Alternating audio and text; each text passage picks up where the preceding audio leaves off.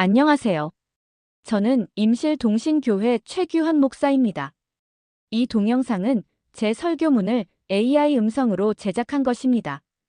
요한복음 1장 1절을 통해 말씀이 하나님과 함께 계시니라 라는 주제로 요한복음 연속설교 2회 말씀을 증거하겠습니다. 먼저 본문 말씀을 읽겠습니다. 요한복음 1장 1절 태초에 말씀이 계시니라. 이 말씀이 하나님과 함께 계셨으니 이 말씀은 곧 하나님이시니라. 아멘.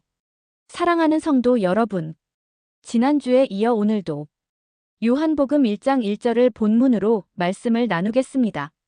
지난주에는 태초에 말씀이 계시니라라는 주제로 말씀을 증거했고, 오늘은 말씀이 하나님과 함께 계시니라라는 주제로 말씀을 증거하겠습니다. 1절을 펼쳐놓고 보면 세 단락으로 구분되어 있습니다. 요한복음 1장 1절 태초에 말씀이 계시니라. 이 말씀이 하나님과 함께 계셨으니 이 말씀은 곧 하나님이시니라. 아멘. 첫째 단락은 태초에 말씀이 계시니라.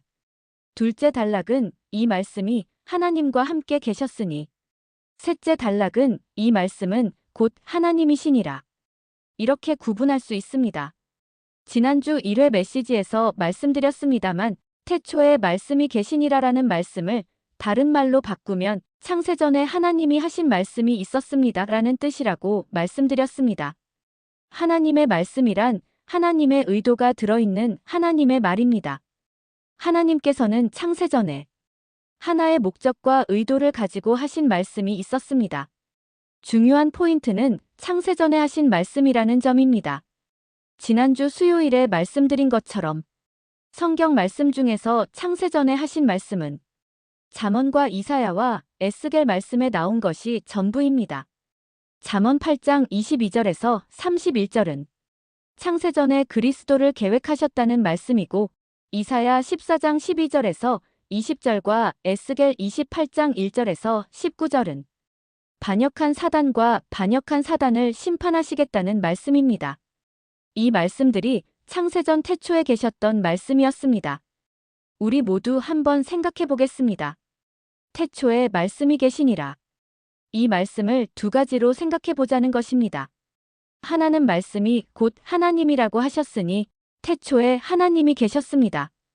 이렇게 일반적인 생각대로 해석하면 그저 평범한 말일 뿐, 이 말 자체에 어떤 목적하는 바가 나타나지 않습니다.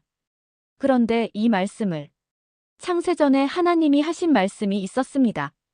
이렇게 해석하면 그냥 평범한 말로 지나칠 수가 없게 됩니다. 창세전에 하신 말씀이 어떤 말씀인지 알아보게 되고 하나님께서 왜 그런 말씀을 하셨는지 의미를 알아보게 되고 하나님께서 창세전 하늘에서 하나님을 반역한 사단을 심판하실 의지를 발견하게 되고 세상 끝을 예언하고 있는 요한계시록에 사단이 심판받고 유황과 불로 타는 구덩이에 던져짐으로 세상을 마감하시는 것이 창세전에 하신 말씀과 직결되어 있다는 것을 알게 되는 것입니다. 요한복음 1장 1절이 그만큼 중요하기 때문에 요한복음의 문을 여는 첫 번째 말씀이 되게 하신 것입니다. 요한복음 1장 1절 말씀은 요한복음의 방향성을 제시해 줄 뿐만 아니라 성경 전체의 방향도 제시해 주는 말씀입니다.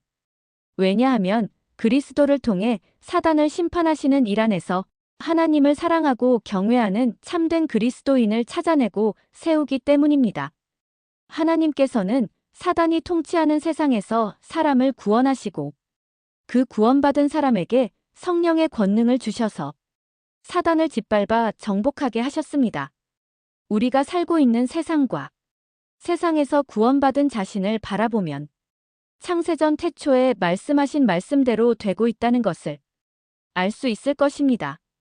그러므로 요한복음 1장 1절을 평범하게 바라보면 진실의 문을 열고 나아갈 수가 없게 되는 것입니다. 그 말씀이 하나님과 함께 계셨다고 하셨습니다. 이 말씀이 하나님과 함께 계셨으니 이 말씀은 곧 하나님이시니라. 아멘.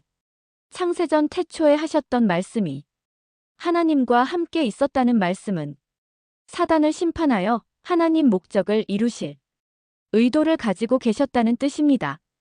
사람들이 자꾸 어렵게 말을 비틀어 해석하려는 경향이 있습니다. 지난주 수요일에 설명해 드린 것처럼 하나님의 말씀은 하나님의 의도가 들어있는 하나님의 말입니다. 성경은 하나님의 의도가 들어있는 하나님의 말입니다. 말의 높임말이 말씀이기 때문에 하나님의 의도가 들어있는 하나님의 말을 말씀이라 칭하고 그 말씀을 기록한 것을 성경이라고 부릅니다. 다시 한번 말씀드립니다. 이 말씀이 하나님과 함께 계셨다는 말은 곧 창세전 태초의 사단 심판에 대한 의도를 가지고 계셨다는 말입니다. 이 요한복음 1장 1절 말씀을 목적이 분명한 구체적인 말씀으로 해석하지 않고 단순히 예수 그리스도를 의미한다고만 해석하면 하나님의 목적을 이루는 그리스도인으로 나아가기는 어려워집니다. 예수 그리스도는 하나님이십니다. 요한복음 10장 30절에 나와 아버지는 하나이니라 라고 하셨습니다. 말씀을 보시면 나와 아버지는 하나라고 하시면서도 하나님을 아버지라고 부르고 계십니다. 예수님이 곧 하나님이시고 하나님이 곧 예수님이신 것은 변할 수 없는 불변의 사실이기 때문에 왜 이렇게 말씀하셨는지를 알면 되는 것입니다. 요한일서 5장 20절에 또 아는 것은 하나님의 아들이 이르러 우리에게 지각을 주사 우리로 참된 자를 알게 하신 것과 또한 우리가 참된 자 곧 그의 아들 예수 그리스도 안에 있는 것이니 그는 참 하나님이시요 영생이시라. 아멘. 이 말씀에서도 그는 참 하나님이라고 하셨습니다.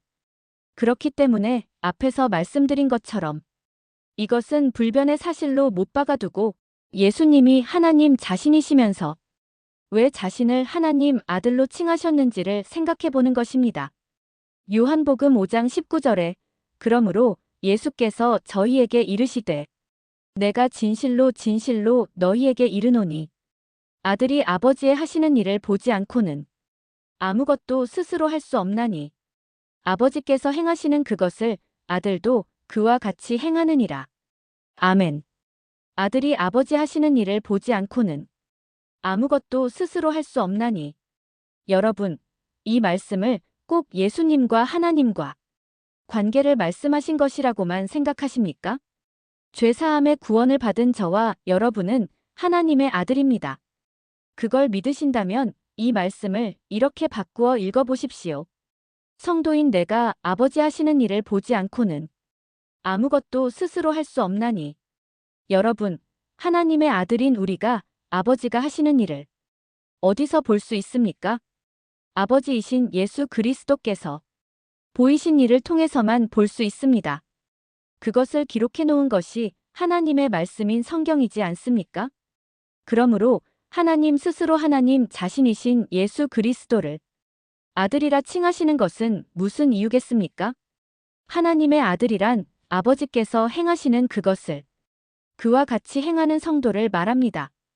그리고 하나님 나라를 상속하는 상속자입니다. 그래서 예수님께서 믿는 자는 예수님께서 하신 일을 저도 한다고 말씀하신 것입니다. 요한복음 14장 12절에 내가 진실로 진실로 너희에게 이르노니 나를 믿는 자는 나의 하는 일을 저도 할 것이요 또한 이보다 큰 것도 하리니 이는 내가 아버지께로 감이니라. 아멘. 말씀을 사모하시는 여러분들께서 이 요한복음 1장 1절 말씀을 잘 이해하시면 말씀이 크게 열릴 것입니다. 말씀이 크게 열리면 성경을 이해하는 것은 물론이려니와 말씀에 대한 지식만이 아니라 참된 믿음도 가지게 되고 말씀에 따르는 능력도 크게 나타나게 될 것이라는 뜻입니다.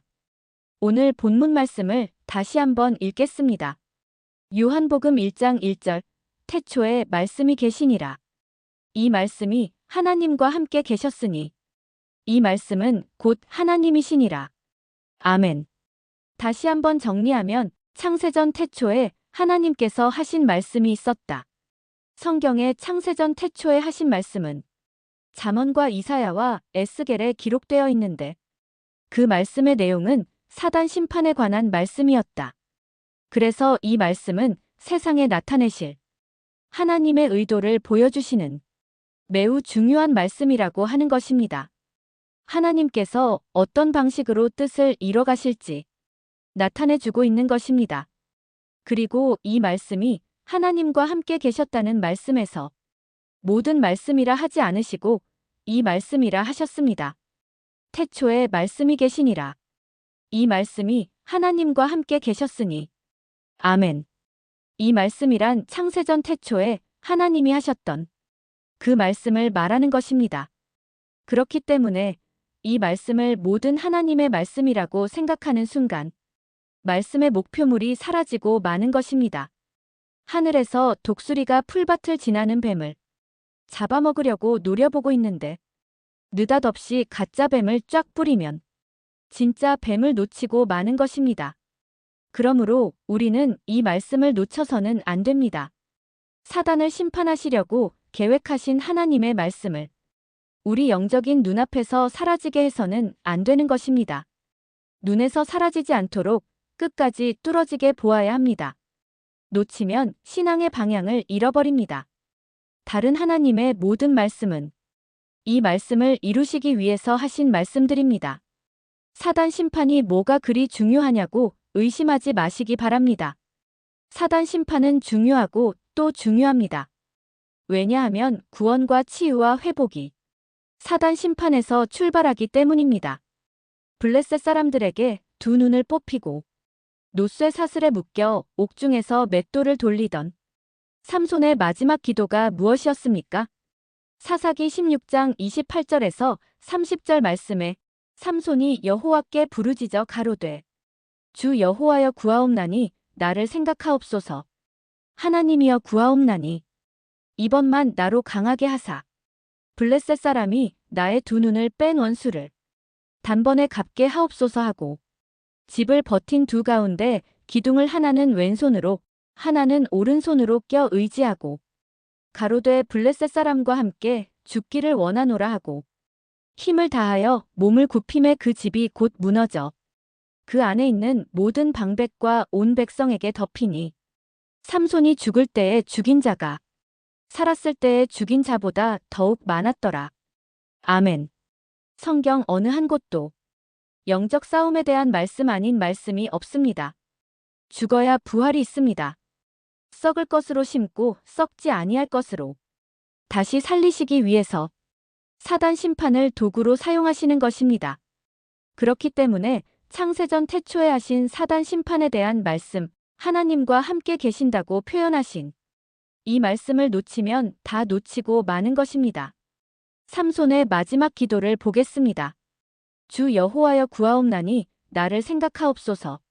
하나님이여 구하옵나니 이번만 나로 강하게 하사 블레셋 사람이 나의 두 눈을 뺀 원수를 단번에 갚게 하옵소서.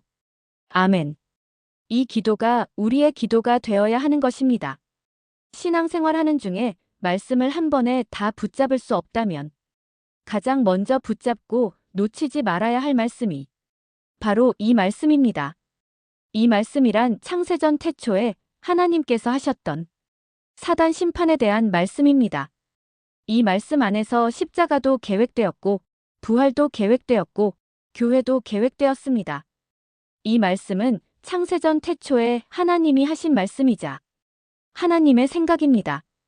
그래서 창조된 사람에게 가장 먼저 하신 말씀이 사단 심판 명령입니다. 창세기 1장 28절에 하나님이 그들에게 복을 주시며 그들에게 이르시되 생육하고 번성하여 땅에 충만하라. 땅을 정복하라. 바다의 고기와 공중의 새와 땅에 움직이는 모든 생물을 다스리라 하시니라. 아멘. 사랑하는 성도 여러분, 모래 위에 집을 지으면 바람 불고 창수가 나면 무너지고 맙니다. 반석 위에 집을 지어야 합니다. 세상 만사에는 어떻게 해야 한다는 원리가 있습니다. 하나님께서는 이 말씀으로 하나님의 뜻을 이루는 원리를 삼으셨습니다. 그래서 모든 원리를 사단 심판에서 찾아야 하는 것입니다. 여러분 모두에게 말씀의 원리가 들어갔으니 말씀에 따르는 강력한 능력이 여러분과 함께 하시기를 예수님의 이름으로 축원합니다. 아멘.